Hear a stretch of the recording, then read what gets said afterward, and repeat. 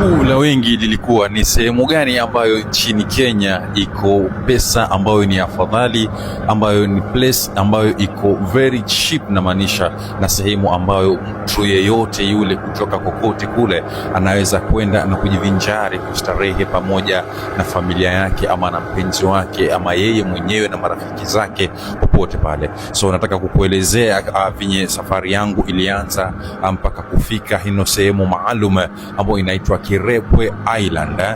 Ni mchache wa maneno tuliweza kufika hapo, tumia gari yetu mimi na kaka yangu vizuri kabisa, na tukaonyeshwa parking pale ambapo napaswa iwe, na haraka sana tukaelekea ile sehemu ambayo tutafaa tuongee na yule mwenye anapaswa kutuvukisha kutumia boti, ambapo tulijaribu kuzungumza naye tukabagain ile price ambayo alikuwa anataka, na tukafika kuelewana ya kwamba price anayotaka ni 500, ambayo sote watatu tukachukuliwa 500 ambayo ni kuvuka mara moja, ambapo tukaelewana tu vizuri, akatuambia atatufikisha kwa 500 na ataturegesha vile vile pia kwa 500, tukaelewana.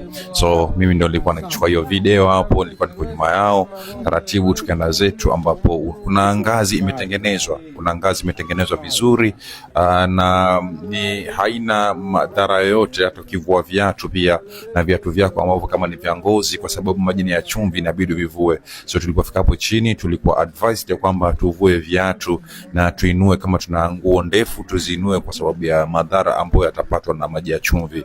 Haraka na sisi tukavua viatu vyetu vizuri kabisa tukiangaliwa, na wakati huko mke ndio na rekodi hapo, na tulipomaliza kuvua viatu basi safari ikaanza.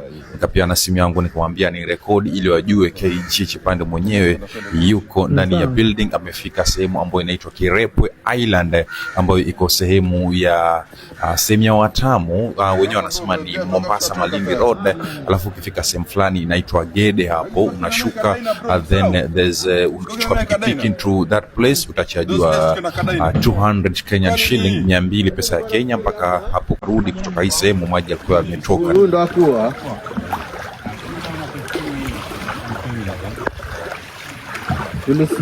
tuliacha kuweka hii pale, tuleka sola mahali pale, tulikuwa tunataka kumalizia tu ndani ya duka kwa huyu Kameruni.